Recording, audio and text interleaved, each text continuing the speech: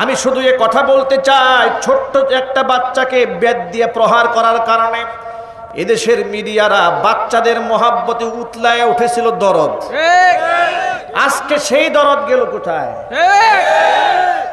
ছাত্রকে বেত দিয়ে পিটিয়েছিল বলে তোমরা টকশো করেছিলে, আজকে যে বুলেট দিয়ে বুক ঝাঁঝরা করে দিল, এখন টকশো গেল কই? এখন টকশো নাই। তারা কত মায়া দেখিয়েছে তখন, ওই বাচ্চাকে যখন প্রহার করেছিল, কত মায়া বাচ্চার প্রতি, কি মোহাব্বত। একজনকে পিটিয়েছে তাও বেত দিয়ে, এতে দরদ উঠলে ওঠে, কলিজা ফেটে যাচ্ছিল সংবাদকর্মীদের। আর এখন 20 জনের বুক যে ঝাঁঝরা করে দিল, বুলেট দিয়া এপিট উপিট করে দিয়েছে, জমিন থেকে বিদায় করে দিয়েছে, এটা নিয়ে একটা টকশো নাই। ব্যাপারটা কি দরদ গেল কই? অত্র এলাকার সমস্ত মুর্দেগানের কবরের আযাবকে আল্লাহ তাআলা মাফ করে দিন। আজকের মাহফিলের ওসিলা করে আল্লাহ পাক আমাদের সকলকে হেদায়েতে কামেলা নসিব করুন। হেদায়েতের মালিককে আল্লাহ, হেদায়েতের মালিককে আল্লাহ। আল্লাহ পাক যেন আমাদেরকে পরিপূর্ণ হেদায়েত নসিব করেন।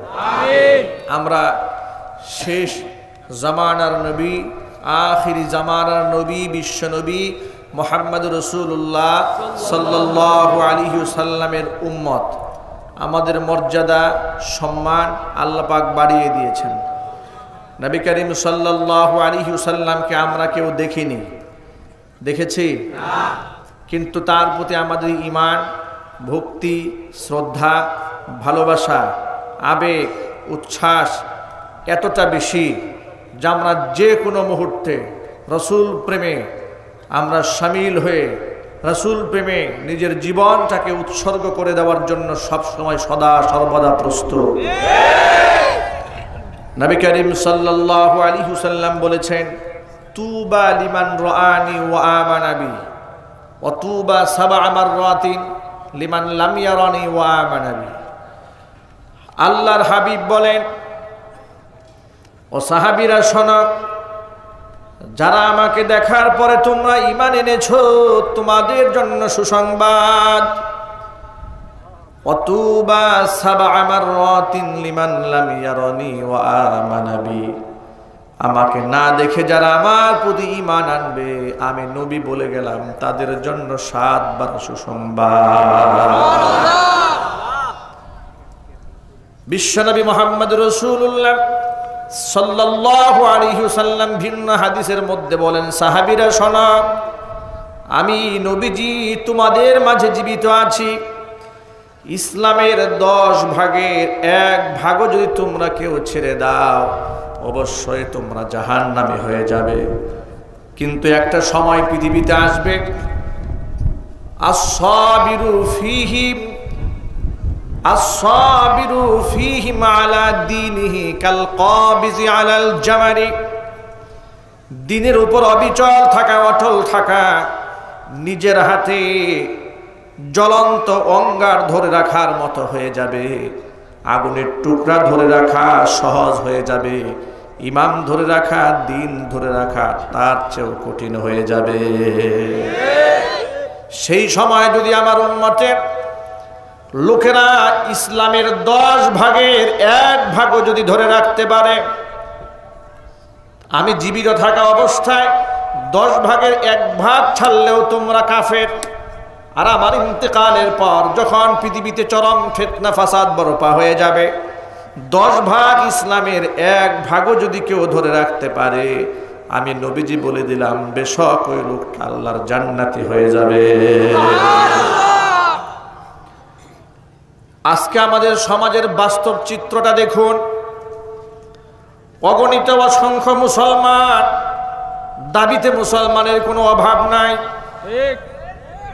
কিন্তু এই সমাজের মধ্যে দাড়ি রাখলে গালিগালাজ শুনতে হয়,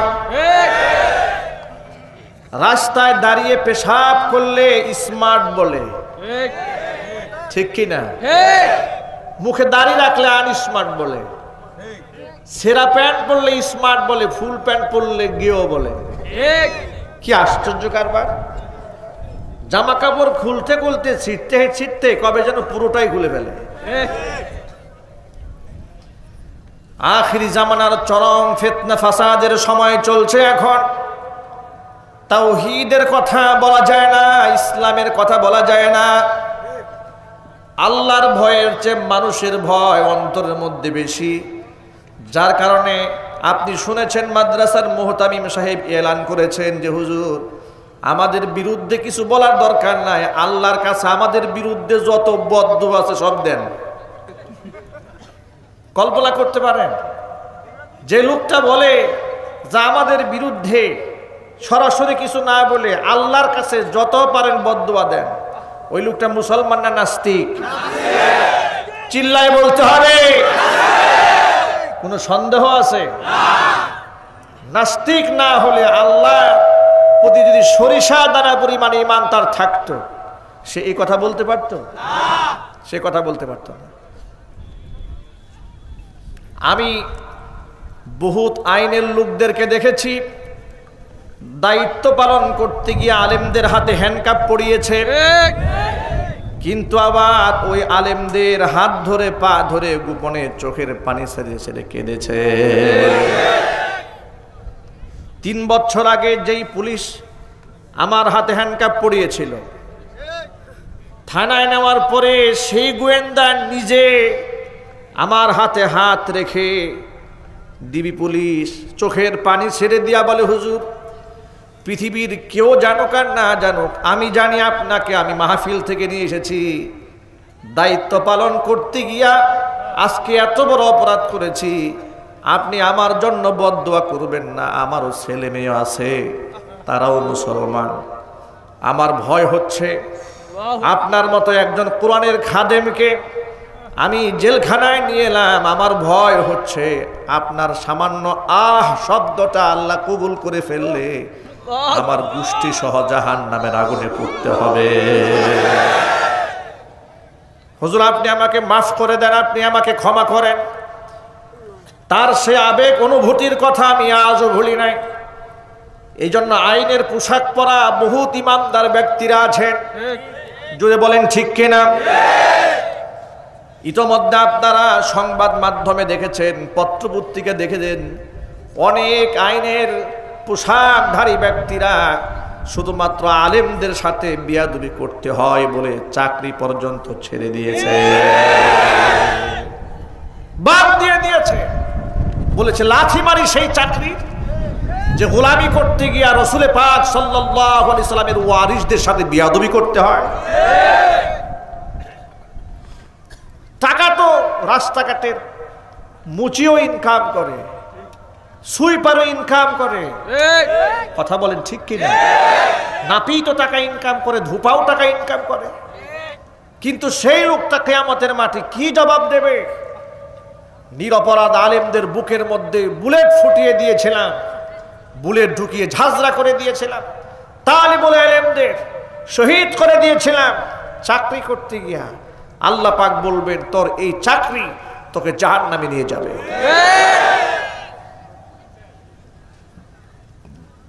সংবাদ কর্মীদের একটা কথা বলে দিতে চাই। কিছুদিন আগে আপনারা দেখেছেন মাদ্রাসার ছোট্ট একটা বাচ্চাকে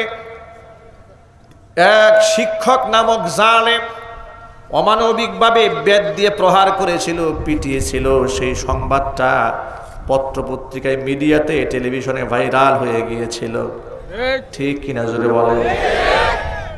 দেশের দায়িত্বশীল প্রত্যেকটা আলেম তার প্রতিবাদ জানিয়েছিল, আমি নিজেও তার প্রতিবাদ করেছি যে কোনো মাদ্রাসার শিক্ষকের এই রাইট শরীয়তেও দেয় নাই। বাচ্চাদেরকে এভাবে অমানবিকভাবে পেটাবে কোনো মাদ্রাসার উস্তাদকে শরীয়ত দেয় নাই, দুনিয়াও দেয় নাই, কেউ তাকে পারমিশন দেয় নাই বাচ্চাকে এভাবে পেটাতে পারে। আমরা সেই শিক্ষকের দৃষ্টান্তমূলক শাস্তি চেয়েছি, কথা বলেন ঠিক কিনা। সাথে সাথে আমরা এটাও বলে দিয়েছি মাদ্রাসার মধ্যে শুধু তার মতো জালেম শিক্ষক থাকে তা নয়, মাদ্রাসার মধ্যে বহুত মানবিক শিক্ষক আছে যারা নিজেরা খানা না খেয়ে এতিম বাচ্চাদের মুখে খাবার তুলে দেয়। আমি যশোরে মাহফিল করতে গিয়ে নিজের চোখে দেখেছি এতিমখানার উস্তাদ ছোট্ট ছোট্ট বাচ্চাদেরকে নিজের হাতে গোসল করিয়ে দেয়, নিজের হাতে কাপড় ধুইয়ে দেয়, নিজের হাতে খানা খাইয়ে দেয়, মাথার চুল আছড়াইয়া দেয়। এই সুন্দর আচরণ মাদ্রাসার উস্তাদেরা এতিমদের সাথে করে। কোনো পত্রিকায় কোনো মিডিয়াতে এটা নিয়ে উস্তাদদের প্রশংসা করা হয় না। কিন্তু কোথায় পিটিয়েছে, কোথায় মেরেছে, কোথায় উস্তাদের একটু ভুল ধরা যায়, তারা এই সংবাদটাকে হাইলাইট করে আলেমদের মান সম্মানকে খাটো করে দিতে চায়। আলেমদেরকে অমানবিক, পাশবিক, নির্যাতনকারী, জালেম আখ্যায়িত করতে চায়। আমি শুধু এ কথা বলতে চাই, ছোট্ট একটা বাচ্চাকে বেত দিয়ে প্রহার করার কারণে এদেশের মিডিয়ারা বাচ্চাদের মহাব্বতে উতলায় উঠেছিল দরদ। আজকে সেই দরদ গেল কোথায়? ছাত্রকে বেত দিয়ে পিটিয়েছিল বলে তোমরা টকশো করেছিলে, আজকে যে বুলেট দিয়ে বুক ঝাঁঝরা করে দিল, এখন টকশো গেল কই? এখন টকশো নাই, এখন ছাত্রদের মহাব্বত নাই। আমরা স্পষ্ট বলতে চাই, এটা ছাত্রদের প্রতি মহাব্বতের বহির প্রকাশ নয়, এটা ছিল রামবন্ধের দালালি করে আলেমদেরকে খাটো করার ষড়যন্ত্র। চিল্লাই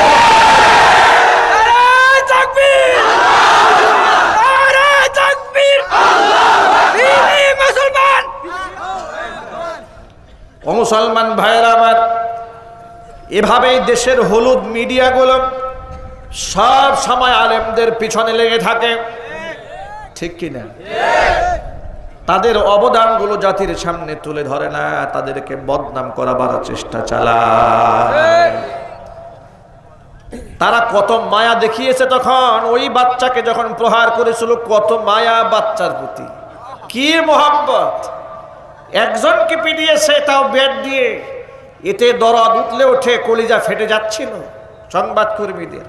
আর এখন 20 জনের বুক যে ঝাঁঝরা করে দিল, বুলেট দিয়া এপিটুপিট করে দিয়েছে, জমিন থেকে বিদায় করে দিয়েছে, এটা নিয়ে একটা টকশো নাই।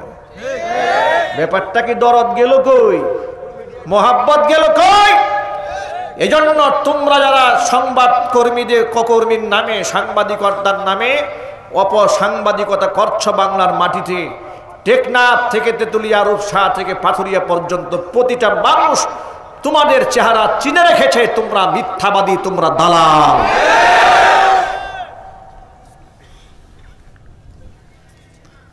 অযুবক ভাইয়েরা আমার, ওরা যেই অপপ্রচার চালাক না কেন, মুসলমানদের কোনো ভয় নাই, মুসলমানের কোনো চিন্তা নাই, যদি কোন ঠিক কিনা?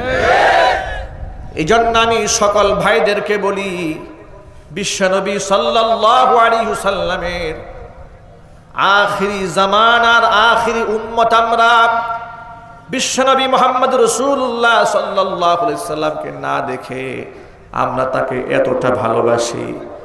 আমার চোখের সামনে যদি কোনো ব্যক্তি আমার রাসূলকে গালমন্দ করে, আল্লাহর কসম, আল্লাহর কসম, আল্লাহর কসম, হয়তো আমি জমিনে থাকবো না, হয় তাকে জমিনে রাখবো। যে কোনো চূড়ান্ত ফয়সালা হবে, এটাই হতে হবে প্রত্যেকটা ইমানদারের ইমানের বহির প্রকাশ। রাসূল পাক সাল্লাল্লাহু আলাইহি সাল্লামকে ভালোবাসতে হবে। যুবকেরা, এই পৃথিবীতে রাসূল পাক সাল্লাল্লাহু আলাইহি সাল্লামকে যারা ভালোবাসবেন, কিয়ামতে হুজুরের সাথে তারা জান্নাতি হবে। সুবহানাল্লাহ। রাসূলের সাথে জান্নাতে যাওয়ার আগ্রহ আমাদের নাই? কার কার আছে? দু হাত দেখতে চাই। আল্লাহ, আল্লাহ তুমি আমাদের হাতগুলাকে কবুল করে নাও। আমিন। যতগুলো মানুষ হাত তুলেছে, তোমার হাবিবের শাফাত আমাদের সকলের জন্য ওয়াজিব বানিয়ে দাও। আমিন। আল্লাহ তোমার হাবিবের সাথে আমাদের জান্নাতের ফয়সালা করে দাও। আমিন। তোমার হাবিবের হাতে হাউজে কাউসারের ফয়সালা করে দাও। আমিন। হাত নামা। প্রিয় ভাইয়েরা আমার, যেহেতু সময় খুব নাজুক, কথাও বলা কঠিন, সব কথা বলাও যায় না। দেশ স্বাধীন হয়েছে, কিন্তু আমরা এখনো স্বাধীনতা পাই নাই। 50 বছরের সুবর্ণ জয়ন্তী উদযাপন করা হয়েছে বাংলাদেশের তাওহীদি মুসলমানের, দেশপ্রেমিক মুসলমানদের রক্তের বিনিময়ে মসজিদকে রঙিন করে দিয়ে। এই জন্য আমি আমার ভাষায় ওই দিবসটাকে স্বাধীনতা পরবর্তী 50 বছর পূর্তি উপলক্ষে এদেশের কালো দিবস হিসেবে আখ্যায়িত করেছে। এদেশের মানুষ ইতিহাস ভুলে যাবে না। এদেশের মানুষ কি চেয়েছিল? একজন ব্যক্তির বিরোধিতা করেছিল, ঠিক কি না? এটাই কি মুসলমানদের অপরাধ হয়ে গেল? এই মুসলমানদের কি কোনো পছন্দ থাকতে নেই? তিনি কি তার পছন্দ অপছন্দের কথা ব্যক্ত করতে তার অধিকার নাই? এই না স্বাধীনতা আমরা অর্জন করেছি? এটার নাম না স্বাধীনতা? পাকিস্তানি শাসক বাহিনীরা, শোষকেরা এক সময় গুলি চালিয়েছে, আজকে আপনারা চালাচ্ছেন। পার্থক্য কোথায়? আমরা তো চেয়েছিলাম স্বাধীনতা, আমরা কি স্বাধীনতা পেয়েছি? চিল্লায় বলতে হবে। বলা হয় সব কথা বলতে নাই, কেন কথা বলবো না? কোন কথা বলবো না? কি জন্য বলবো না? দেশকে আমরা 30 লক্ষ শহীদের বিনিময়ে দেশ স্বাধীন করেছি কথা না বলার জন্য, না কথা বলার জন্য? আরো জোরে বলতে হবে।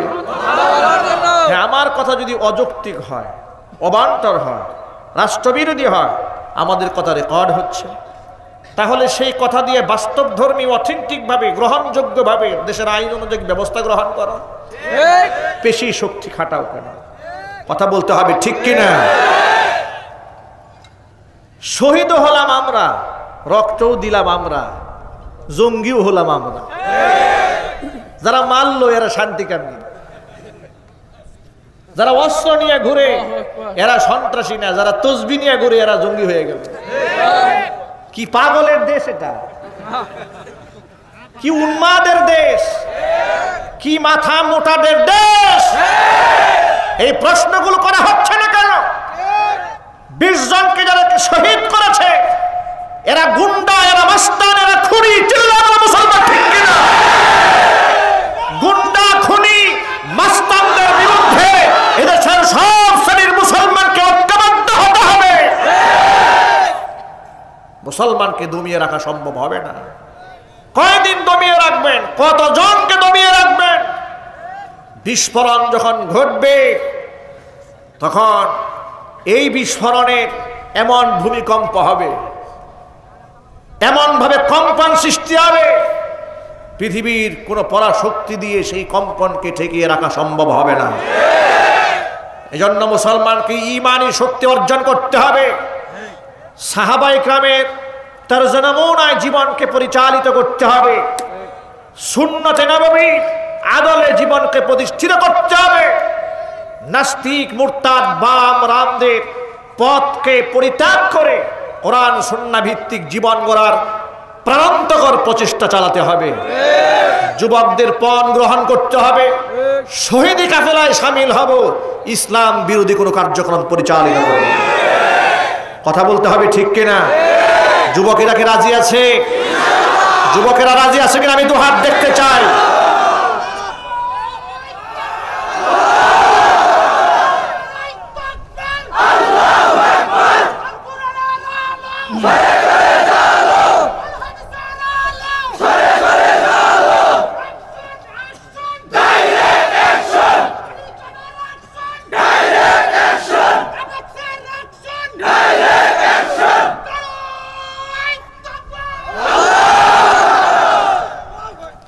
প্রিয় যুবক ভাইয়েরা আমার, প্রত্যেকটা ইমানদারের কাছে ঈমান হচ্ছে সবচাইতে বড় দামি নিয়ামত। আজকে আমরা শুনতে পাই আলেমদেরকে দমন করার জন্য, আলেমদের বিরুদ্ধে মিছিল করার জন্য 500 টাকা দিয়ে লোক পাওয়া যায়। 500 টাকা দিয়ে লোক খরিদ করে আলেমদের বিরুদ্ধে মিছিল করাবার জন্য। আরে আলেমদের মোহাব্বত তো মানুষের দিলে আল্লাহ এভাবে ঢেলে দিয়েছেন, আমরা যদি একটু থুতু নিক্ষেপ করি তোমরা জলে ভেসে যাবে, ঠিক কিনা? আমরা সংঘাত চাই না, পিটাপিটি মারামারি করতে চাই না, কারণ আমরা আদর্শ শিখাতে চাই, আদর্শ বুঝাতে চাই। দেখো না, তোমরা আমাদের এতজনকে মারলে, আমরা তোমাদেরকে মারিনি, আমরা তোমাদেরকে পিটাইনি, হাত তো আমাদেরও আছে না নাই? কথা বলে না কেন? একজন আলেম যদি চোখের ইশারা দেয় তাহলে এদের 14 গোষ্ঠী দাফন করে ফেলা সময়ের ব্যাপার। আমরা এগুলো চাই না, সংঘাত চাই না, আমরা শান্তি চাই। আমরা ঈমান নিয়ে বাঁচতে চাই, তোমাকে ভালোবাসতে চাই, মহব্বত করতে চাই। তোমাকে আমরা দুশ্মন মনে করি না। রাসূল পাক সাল্লাল্লাহু আলাইহি সাল্লামের আদর্শের সৈনিক বানাতে চাই। তুমি আমাকে দুশ্মন বানাও কেন? তুমি আমাকে বন্ধু বানাতে শেখো। আমি দেশপ্রেমিক, আমি রসুল প্রেমিক, আমি কোরআন প্রেমিক। একজন দেশপ্রেমিক, রসুল প্রেমিক, কোরআন প্রেমিক ব্যক্তিকে বন্ধু বানাতে পারো না। গাঁজাখুরকে বন্ধু বানালে নিজের চরিত্রটা আয়নায় দেখো। তুমি এমন জীবন গঠন করলে মসজিদের ইমাম তোমার জানাজা পড়াতে চায় না। তুমি এমন জীবন গঠন করলে তোমার মৃত্যুর পরে লোকেরা মিছিল করে গজবটা বিদায় হয়েছে।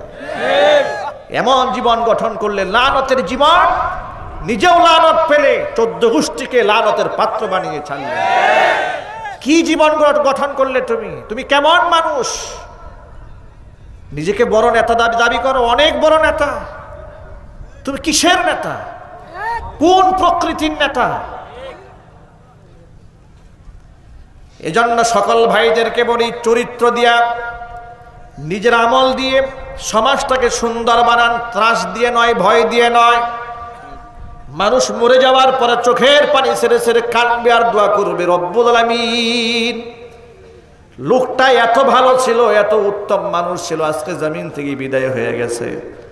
তোমার অজান্তে যখন মানুষ চোখের পানি ছেড়ে তোমার জন্য কাঁদবে, আমার নবীজি বলেছেন, ব্যক্তি যখন মারা যায়, সমাজের লোকেরা যদি সবাই মিলে সাক্ষ্য প্রদান করে লোকটা ভালো, আল্লাহ পাক মানুষের কথাগুলা কবুল করে ব্যক্তিকে জান্নাতে ঢুকাইয়া দেয়।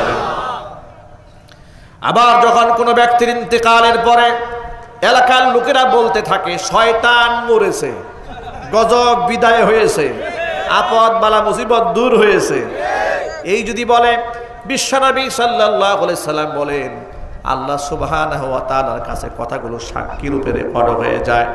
আল্লাহ পাক মানুষের মন্তব্যগুলো গ্রহণ করে ওই লোকটাকে জাহান্নামে নিক্ষিপ্ত করে দেয়।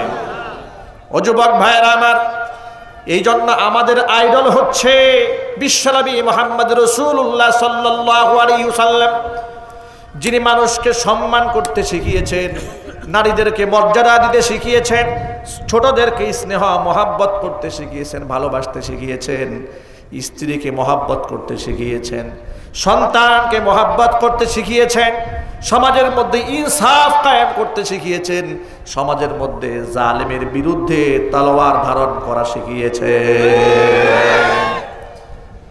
ইসলাম শুধুমাত্র তাসবিহ জপার ধর্মের নাম নয়। কিছু লোকেরা, আমরা যখন প্রতিবাদী কথা বলি তখন কিছু লোকেরা সংশয়ে পড়ে যায়, ভয় পেয়ে যায়। আল্লাহু আকবার স্লোগান কোনো মুসলমান দিলে সমাজের মধ্যে কিছু লোক আছে কলিজার মধ্যে আগুন লেগে যায়। গতকালকেও এক জায়গায় তাফসীরুল কুরআন মাহফিল ছিল আমার টাঙ্গাইল গোপালপুরে। সেখানে পোস্টারের মধ্যে আমার নামের শুরুতে লেখা আছে বাতিলের আতঙ্ক। লোকেরা লিখেছে আর কি। তা আমি তো এই সমস্ত ডিজিগনেশন দেই না, আমার কোনো কার্ডেও এগুলো নাই। লোকেরা ভালোবেসে আমার নামের শুরুতে লিখেছে বাতিলের আতঙ্ক। এটা যখন বিভিন্ন মহলে এই পোস্টারটা গিয়েছে, কিছু লোকেরা ভয় পেয়ে গেছে, এটা আবার কোন ডিজিগনেশন? বাতিলের আতঙ্ক লিখলেন কেন? এটা কোন হুজুর? এর মধ্যে আতঙ্ক শুরু হয়ে গেছে। ইমানদারেরা পোস্টার পেয়ে খুশি হয়েছে, আর কিছু লোকেরা ডিজিগনেশন দেখেই হাত পা কাঁপা শুরু করছে। বাতিলের আতঙ্ক তাহলে আসতেছে আমাদেরকে বাংলা ওয়াজ দেওয়ার জন্য। কথা বলেন ঠিক কিনা? থর থর করে কাঁপা শুরু করেছে। কমিটির নাম্বার নিয়ে রেখেছে, ভোটার আইডি কার্ডের ফটোকপি নিয়েছে, যে হুজুর যদি এমন কোনো কথা বলেন যে কথায় তোমরা তাকবীর দিয়ে বসো তাহলে কিন্তু খবর আছে। লোকেরা আমাকে বললেন, হুজুর কি বিপদে আছে দেখুন, কোরআনের কথা শুনলে, ইমানের কথা শুনলে লোকেরা তাকবীর দেবে, স্বাভাবিক বিষয়। ইমান যখন তার প্রজ্বলিত হয়ে ওঠে, ইমান যখন তার জেগে ওঠে, তখন তো লোকেরা নারায়ে তাকবীর স্লোগান দেবে, এটা স্বাভাবিক ব্যাপার। বলেছে নারায়ে তাকবীর স্লোগান দিলে খবর আছে। ও ভাইয়েরা আমার, আমি আপনাদের কাছে যে কথা বুঝাতে চেয়েছিলাম সেটা হলো, আজকে সমাজের মধ্যে আমরা যারা আছি, আমাদের ইন্তেকালের পরে এলাকার মানুষ আমার আমলের সাক্ষী। আজকে ব্রাহ্মণবাড়িয়ার এক এমপি, তিনি আলেমদের মারাত্মক শত্রু। তিনি বললেন, আমি মরলে ওই হেফাজতের লোকদের আমার জানাজা পড়াইতে হবে না। আমার কথা হচ্ছে, আমাদের হেফাজতের কর্মীদের জানাজার দরকার নাই, তোমার তো দরকার নাই, নরেন্দ্র মোদীকে ডাক দিয়ে দিও, তোমারও জানাজা উনি পড়ায় যাবে। কথা কন ঠিক কিনা? কারণ হেফাজতের কর্মীরা তো নরেন্দ্র মোদী বিরোধী, আর তুমি নরেন্দ্র মোদীর পক্ষে, এই তো তোমার শত্রুতার মূল কারণ। তাহলে নরেন্দ্র মোদীকে তোমার ইমাম বানায় দেওয়া হইল। এ নিয়ে মুসলমানদের মনে কোনো ব্যথা নাই। কথা বলে না কেন? মুসলমানদের মনে কোনো কষ্ট আছে? কোনো বেদনা আছে? ও যুবকেরা, আলেমরা হচ্ছে জাতির শ্রেষ্ঠ সন্তান। ভালো করে তাকায় দেখেন আলেমদের চেহারার দিকে। সুদের সাথে আলেম জড়িত নয়, ঘুষের সাথে জড়িত নয়, হোটেল ব্যবসায় আলেম জড়িত নয়, টেন্ডারবাদে জড়িত নয়, ইয়াবা খাওয়া কিংবা ব্যবসার সাথে জড়িত নয়, মদের সাথে জড়িত নয়, নারীবাজের সাথে জড়িত নয়, নাইট ক্লাবে যাবেন সেখানেও জড়িত নয়, রাষ্ট্রীয় সম্পদ লুটপাট করে বিদেশ বাড়ি বানিয়েছে এমন কোন রেকর্ড আলেমদের নামে নাই। কথা বলে না তো কি? এরপরেও এত আলেমরা দেশ বিরোধী হইল কেমনে? কথা বলে না কেন? যারা এগুলা লুটে পুটে খায় এরা হয়ে গেছে দেশপ্রেমিক, আর যারা চোরকে ধরে এরা হয়ে গেছে রাষ্ট্রের দুশ্মন। ওই রকম আর কি। যারা সন্ত্রাসী করে মারে এরা হচ্ছে শান্তি কায়েম করে, আর যারা মরে এরা হলো সন্ত্রাসী জঙ্গি। কি দেশে কি পাগলের সংখ্যা বাড়ছে?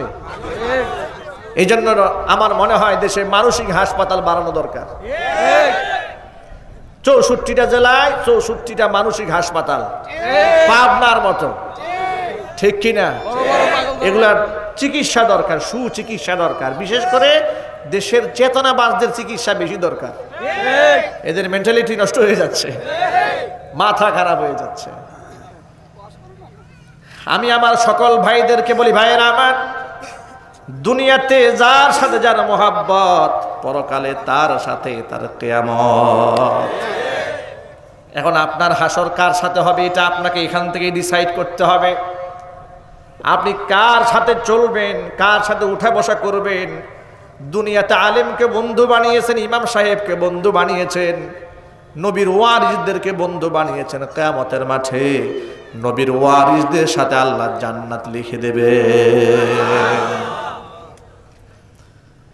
বিশ্বনবী সাল্লাল্লাহু আলাইহি ওয়াসাল্লাম কি একবার মক্কার এক বিখ্যাত ব্যবসায়ী, তার নাম উকবা ইবনে আবি মুঈত, নবী করিম সাল্লাল্লাহু আলাইহি সাল্লামকে নিজের বাড়িতে দাওয়াত দিয়েছে, খাওয়ার দাওয়াত। মক্কার বড় বড় ব্যবসায়ী, বিশিষ্ট জনেলা, সমাজের এলিট পিপল যারা আছে তাদেরকে দাওয়াত দিয়েছে। সম্ভ্রান্ত শ্রেণী যারা, তাদেরকে দাওয়াত দিয়েছে। এখন আপনারা বলেন তো, এই উকবা ইবনে আবি মুঈত তিনি একজন অমুসলিম, কিন্তু তার একটা স্বভাব ছিল, তার একটা অভ্যাস ছিল। কিছু কিছু মানুষের শখ থাকে না, হবি থাকে না। তার একটা শখ যে মানুষদেরকে, বিশিষ্ট লোকদেরকে দাওয়াত দিয়ে দিয়ে নিজের বাড়িতে খাওয়ায়। কিছু লোক দেখবেন খাওয়াতে ভালোবাসে, আবার কিছু কিছু লোক দেখবেন খাইতে খুব ভালোবাসে, ঠিক কিনা? 4-5 জনে মিলে হোটেলে বসে বসে খেয়েছে, হোটেল বিলটা যেন না দেওয়া লাগে আগেই হোটেল থেকে বেরিয়ে গেছে, ঠিক কিনা? বের হয়ে যাওয়ার সময় দেখা গেছে ওই যে বসে আছে, ওনাকে বিলটা উনি দেবে। বাহিরে এসে পাঞ্চি বাচ্চার বলছে, কাপ একটা সেরে দিয়ে আসছি, ধরাই দিয়ে আসছি বিল। এই চরিত্রের লোক মনে হয় এখানে নাই।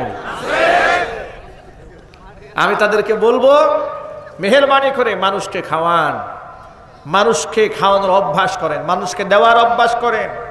নবী করিম সাল্লাল্লাহু আলাইহি সাল্লাম বলেছেন, আল ইয়াদুল উলিয়া খায়রুম মিনাল ইয়াদিস সুফলা।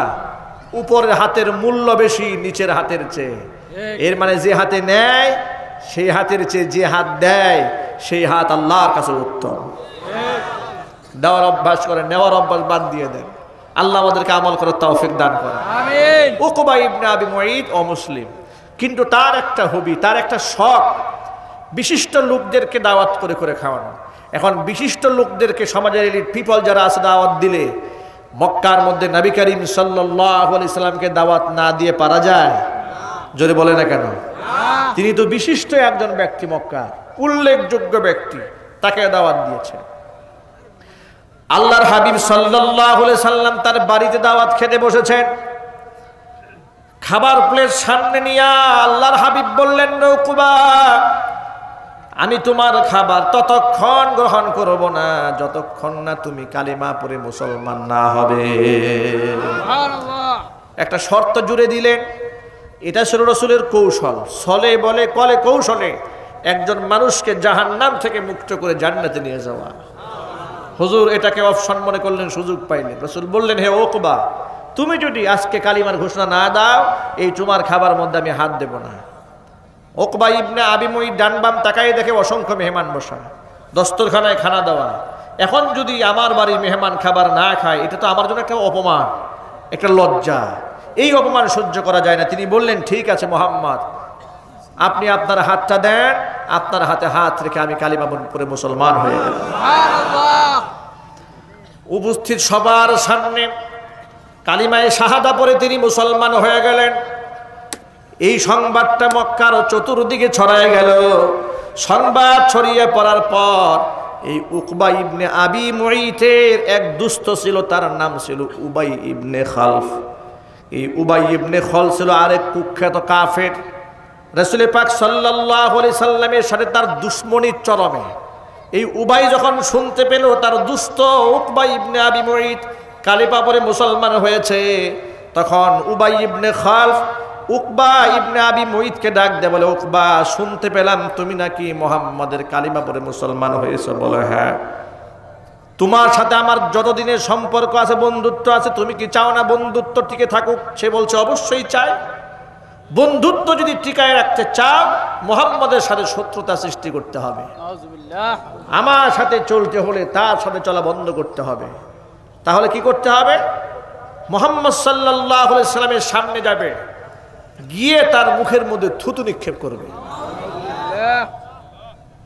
কত বড় নালায়েক, কত বড় কপাল পোড়া, রহমতের নবী, মায়ার নবী, যার শাহাদাত আঙ্গুলের ইশারায় চাঁদ দ্বিখণ্ডিত হয়ে যায়, যার চেহারার নূর দেখে গোটা বিশ্ব জাগা জাহান পাগল পারা, সেই হুজুরের চেহারার মধ্যে থুতু নিক্ষেপ করবে। এই প্রস্তাব দিয়েছে উকবাকে। উকবা তার বন্ধুত্ব টিকায় রাখার জন্য বলল, ঠিক আছে, বন্ধুত্ব টিকায় রাখার জন্য আমি মুহাম্মাদের মুখে থুতু নিক্ষেপ করব। এবার উকবা ইবনে আবি মুঈত বন্ধুত্ব ঠিক রাখার জন্য, বন্ধুকে খুশি করার জন্য চলে গেল মুহাম্মদ সাল্লাল্লাহু আলাইহি ওয়াসাল্লামের কাছে। গিয়ে ওয়াদা অনুযায়ী হুজুরের মুখের মধ্যে থুতু মেরে দিয়েছে। আল্লাহর নবী সাল্লাল্লাহু আলাইহি সাল্লাম বললেন, উকবা, তোর কপাল বড় খারাপ। এই মক্কার এরিয়ার বাহিরে যেদিন তুই যাবি, সেদিনই তোর জীবনের শেষ দিন হয়ে যাবে। আল্লাহর নবীর জবান থেকে যে কথা বের হয়, সাথে সাথে আল্লাহর কাছে তা কবুল হয়ে যায়। এই কথাটাও চতুর্দিকে ছড়ায় পড়ল যে মুহাম্মদ তার মুখ দিয়া বলেছে, উকবা যেদিন মক্কার এরিয়ার বাহিরে যাবে, সেদিনে জমিন থেকে তার বিদায় হয়ে যাবে, তার কল্লাটা উড়ে যাবে। এই কথাটা উকবা এমনভাবে মনে প্রাণে বিশ্বাস করেছে, এই ঘটনার পর থেকে উকবা কোনোদিন মক্কার বাহিরে যাওয়ার চেষ্টা করে নাই। এভাবে আল্লাহর হাবিব সাল্লাল্লাহু আলাইহি সাল্লাম এক সময় হিজরত করে মক্কা ছেড়ে মদিনায় চলে গেলেন। মদিনায় যাওয়ার পরে যখন প্রথম যুদ্ধ বদরে, কাফেরদের সাথে প্রথম যুদ্ধ বদরে মুসলমানদের সংখ্যা মাত্র 313 জন, আর কাফেরদের সংখ্যা সশস্ত্র 1000। মনে করেছে এই সুযোগে মুসলমানদেরকে চিরতরে জমিনের সাথে মিটাই দেব, এই ছিল তাদের চিন্তা এবং চেতনা। ওই যুদ্ধের ময়দানে এই উকবা নামক কুলাঙ্গারটাকে মক্কার লোকেরা বলল, উকবা, তাড়াতাড়ি বদরে চলো, মুসলমানদের শেষ করতে হবে। উকবা বলে, না, মক্কার সীমানার বাহিরে আমি যাব না, কারণ মুহাম্মদ বলে দিয়েছে যেদিন মক্কার সীমানার বাহিরে যাব, সেদিনই আমার কল্লাটা উড়ে যাবে। লোকেরা বলল, কি আশ্চর্য কথা, মুহাম্মদ এ কথা বলল সেই কত আগের কথা, আর তুমি এখনো সেই কথাই ধরে বসে আছো। বলে, হ্যাঁ, আমি মুহাম্মদের কথা বিশ্বাস করি, তার কারণ মুহাম্মদ জীবনে কোনোদিন একটা মিথ্যা শব্দ মুখে উচ্চারণ করেন নাই। আল্লাহু আকবার বলে কাফেররা পর্যন্ত সাক্ষ্য দিত নবীজি সাল্লাল্লাহু আলাইহি সাল্লাম জীবনে একটা মিথ্যা শব্দ বলে নাই। আজকে আমরা মুসলমানরা প্রতিনিয়ত মিথ্যা কথা বলি। ঘরের মধ্যে মিথ্যা, স্ত্রীর সাথে, ছেলের সাথে, মেয়ের সাথে, অফিসের বসের সাথে, কর্মচারীর সাথে প্রতিনিয়ত মিথ্যা। অথচ আল্লাহর হাবিব বলেছেন একটা মিথ্যা কথা বলা এত বড় ভয়াবহ গুনাহ। মিথ্যা হচ্ছে সকল পাপের মা, সকল অন্যায়ের মূল হচ্ছে মিথ্যা কথা। একটা মিথ্যাকে ঢাকার জন্য শত মিথ্যাকে জন্ম দিতে হয়। এই জন্য আল্লাহর হাবিব সাল্লাল্লাহু আলাইহি সাল্লাম একটা হাদিসের মধ্যে বলেন, আলা উনাব্বিউকুম বিআকবারিল কাবাইর। ও সাহাবীরা, কবিরা গুনার মধ্যে সবচেয়ে বেশি ভয়ঙ্কর কবিরা গুনার কথা কি বলে দেব না? সাহাবায়ে কাম বললেন, বালা ইয়া রাসূলুল্লাহ, ও আল্লাহর নবী অবশ্যই বলে দিবেন কবিরা গুনার মধ্যে জঘন্য কবিরা গুনাহ কোনটা? আল্লাহর হাবিব বলেন, আকবারুল কাবাইর সালাসুন ওয়া ফি রিওয়ায়াতিন আরবা। আল্লাহর হাবিব বলেন জঘন্যতম কবিরা গুনাহ, কবিরা গুনার মধ্যে সর্দার কবিরা গুনাহ এক নাম্বার আল ইশরাকু বিল্লাহ, আল্লাহর সাথে শরীক করা। 2 নাম্বার হচ্ছে উকুকুল ওয়ালিদাইন, পিতা মাতার নাফরমানি করা। 3 নাম্বার হচ্ছে কওলুজ জুর আও শাহাদাতুজ জুর, মিথ্যা কথা বলা অথবা মিথ্যা সাক্ষ্য দেওয়া। প্রিয় ভাইয়েরা আমার, মিথ্যা কথা বলা অথবা মিথ্যা সাক্ষ্য দেওয়া কবিরা গুনার মধ্যে লিডার গুনাহ, সর্দার গুনাহ। সেই গুনাহ আজকে আমরা অহরহ করি। আল্লাহর হাবিব বলেছেন একটা কবিরা গুনাহ যার জিন্দেগিতে থাকবে জাহান্নামে যাওয়ার জন্য একটা কবিরা গুনাহ যথেষ্ট।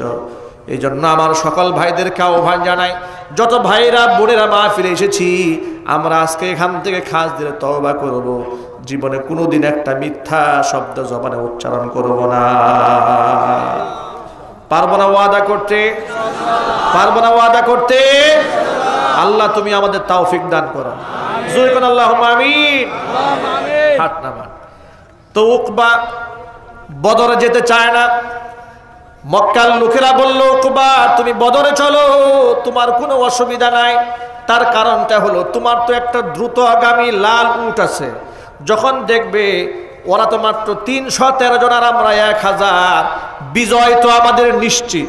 এরপরেও ধরে নিলাম যে পরাজয়ের মতো মনে হচ্ছে যে আমরা হেরে যাব, তখন তুমি তোমার লাল উটের মধ্যে উঠে তুমি তোমার বাড়ি চলে আসবা। এই কথা বলে উকবাকে বদর প্রান্তে নিয়ে গিয়েছে।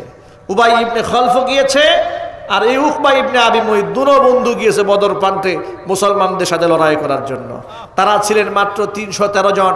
আল্লাহ সুবহানাহু ওয়া তাআলা আসমান থেকে কাতারে কাতারে ফেরেশতা নাজিল করে মুসলমানদেরকে সাহায্য করেছে। সুবহানাল্লাহ।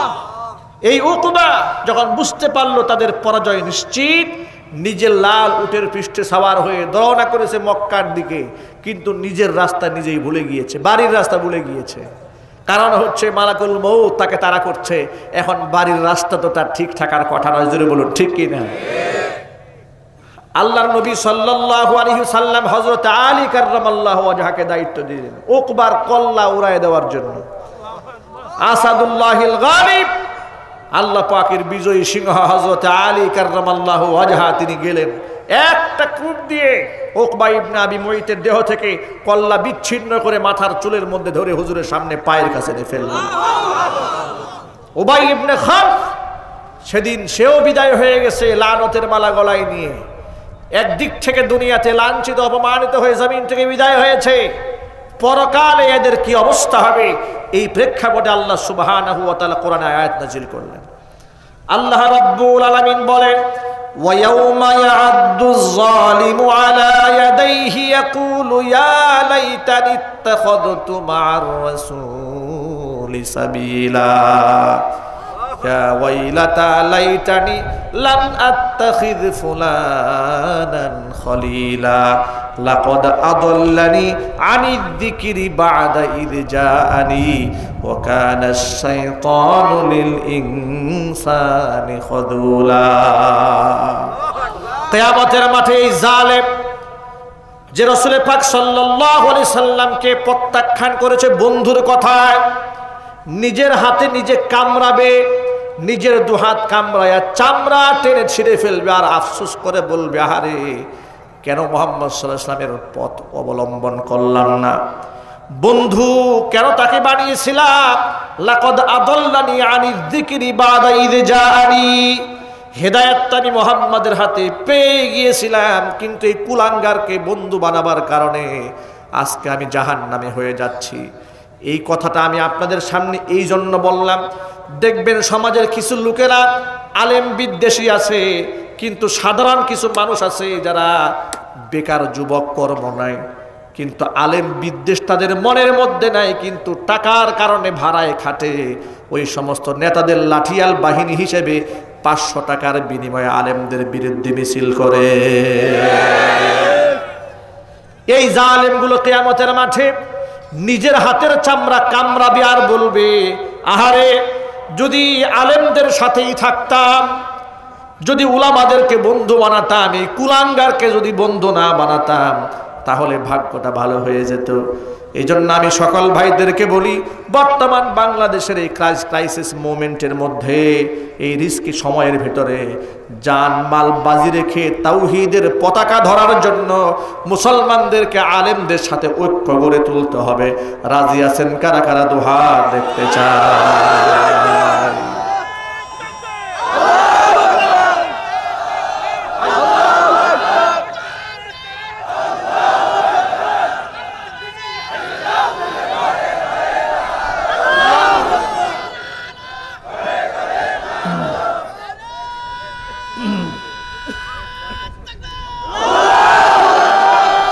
বিশ্বনবী সাল্লাল্লাহু আলাইহি ওয়াসাল্লাম বলেছেন, আল মারউ মা মান আহাব্বা, পৃথিবীতে যে যাকে ভালোবাসবে তার সাথে তার হাসর হবে। এই জন্য জালেমদের সাথে আমাদের কোনো বন্ধুত্ব হতে পারে না। আলেমদের সাথে সখ্যতা গড়ে তুলবো। আমরা বলি ইনশাআল্লাহ। প্রয়োজনে শহীদি কাফেলায় শামিল হতে হবে ইনশাআল্লাহ। আচ্ছা ভাইরা, আপনারা বলেন তো, সুবিধাবাদী জিন্দেগি গ্রহণ করে পৃথিবীতে চিরদিন টিকে থাকা যাবে? আরো জোরে বলেন। যারা সুবিধাবাদী হয়েছে, বিগত জীবনে যারা সুবিধাবাদী ছিল, তারা কি বর্তমানে দুনিয়াতে আছে? আর যারা ইসলামের জন্য জীবনটাকে বিকিয়ে দিয়েছে, তারাও তো জমিন থেকে বিদায় হয়েছে।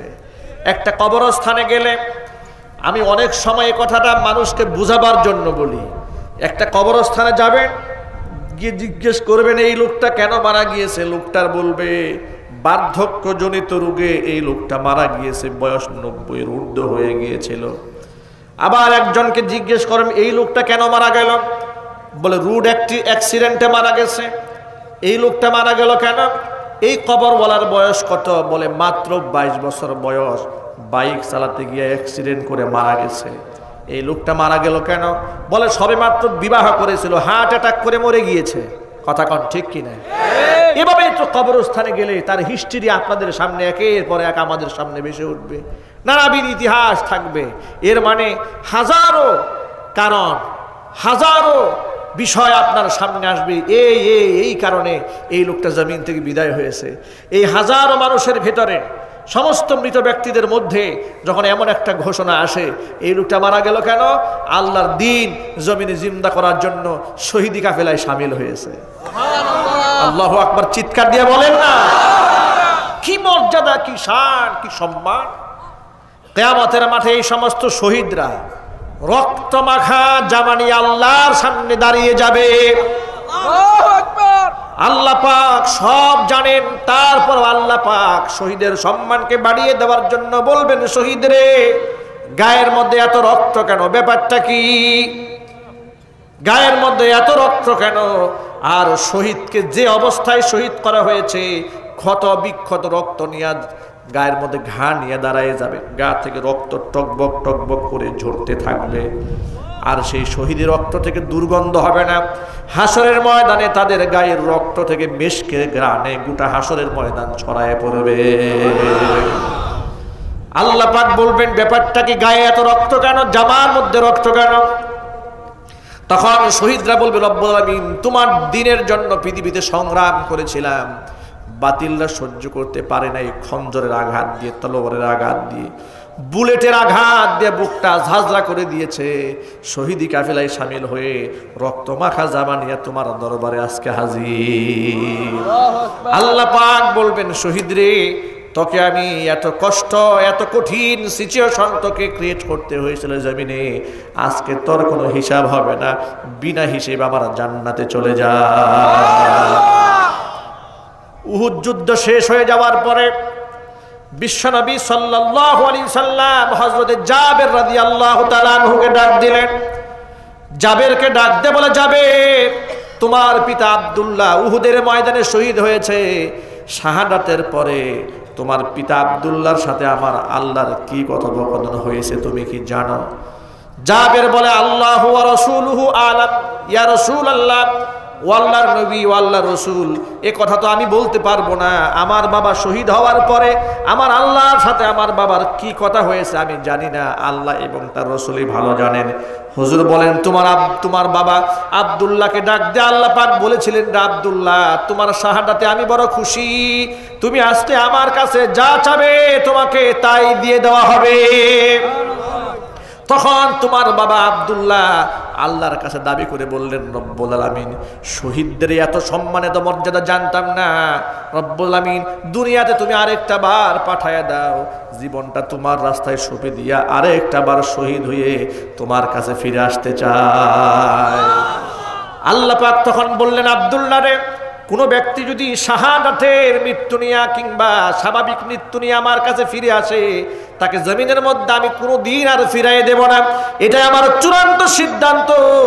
এছাড়া তোমার যদি ভিন্ন কিছু চাওয়ার থাকে তুমি চাও। আব্দুল্লাহ তখন বললেন, রব্বুল আলামিন, শহীদি কাফেলায় শামিল হওয়ার পরে মন চেয়েছিল আবার শামিল হয়ে যায়, জমিনে যেহেতু আর যেতেই পারবো না, অন্তত পক্ষে বিশ্ববাসীকে তুমি জানায় দাও শহীদদের কত মর্যাদা। প্রেক্ষাপটে আল্লাহ রাব্বুল আলামিন কোরআন মাজিদের দুটো আয়াতে কারিমা নতুন করে নাযিল করে দিলেন। আল্লাহ পাক বলছেন, ওয়ালা তাহসাবান্নাল্লাযীনা কুতিলু ফি সাবিলিল্লাহি আমওয়াতা বাল আহইয়াউন ইনদা রাব্বিহিম ইউরযাকুন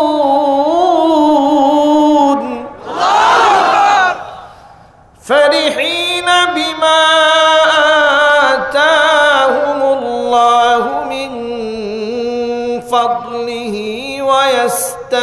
ويستبشرون بالذين لم يلحقوا بهم من خلفهم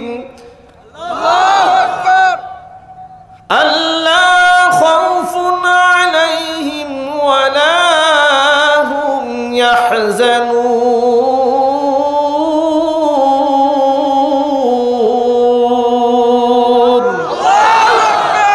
আল্লাহ রাব্বুল আলামিন বলেন, আমি আল্লাহর রাস্তায় যারা জীবন দিয়েছে তারা মরে গিয়েছে, এই কথা ভুলেও চিন্তা করো না, তোমরা ভেবো না, ধারণাও করো না তারা মৃত হয়েছে, তারা মরে যায় নাই। বাল আহইয়াউন, বরং ওরা জীবিত। ইনদা রাব্বিহিম ইউরযাকুন, তাদের রব আমি আল্লাহর কাছে ওদেরকে রিজিক দেওয়া হয়। ফারিহিনা বিমা আতাহুমুল্লাহু মিন ফাদলিহি, আমি যে দয়া যে করুণা তাদেরকে দিয়েছি এটা নিয়ে তারা মহা খুশি, মহা আনন্দিত। ওয়াস্তাবশিরুনা বিল্লাযীনা লাম ইয়ালহাকু বিহিম মিন খালফিহিম, এখনো পর্যন্ত যারা তাদের সাথে মিলিত হয় নাই, পিছনে যারা রয়ে গিয়েছে তাদেরকে তারা এই সুসংবাদ দিচ্ছে যে তাদের কোনো ভয় নাই, তাদের কোনো দুঃখ নাই। জোরে জোরে বলেন সুবহানাল্লাহ। ও যুবকেরা, এই কথাটা আপনাদের সামনে বলার মূল মাকসাদটা হলো, প্রতিটা ইমানদারের মনের মধ্যে স্বপ্ন থাকতে হবে আল্লাহর জন্য, রসুলের জন্য, দ্বীনের জন্য, কোরআনের জন্য শহীদি কাফেলায় শামিল হয়ে যাওয়া। দুনিয়ার স্বার্থে, রাজনীতির স্বার্থে, দলীয় স্বার্থে, নেতা নেত্রীর স্বার্থে কিলাকিলি গুতাগুতি করে মরবেন, দুনিয়াও শেষ, আখিরাতও শেষ, আফসোস ছাড়া উপায় থাকবে না। আর আল্লাহর জন্য যদি শহীদ হয়ে যেতে পারেন, দুনিয়াতেও সম্মান, আখিরাতেও আল্লাহ পাক বিনা হিসেবে জান্নাতে দাখিল করাইয়া দিবে। ও যুবকেরা, আমরা কি আল্লাহর দ্বীনের পথে শহীদ হতে প্রস্তুত আছি ইনশাআল্লাহ। যারা শহীদি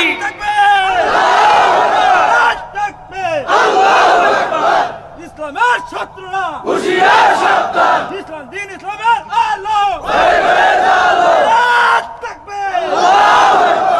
শাহাদাতকে যারা হাসি মুখে আলিঙ্গন করতে জানে তাদের কোনো ভয় আছে?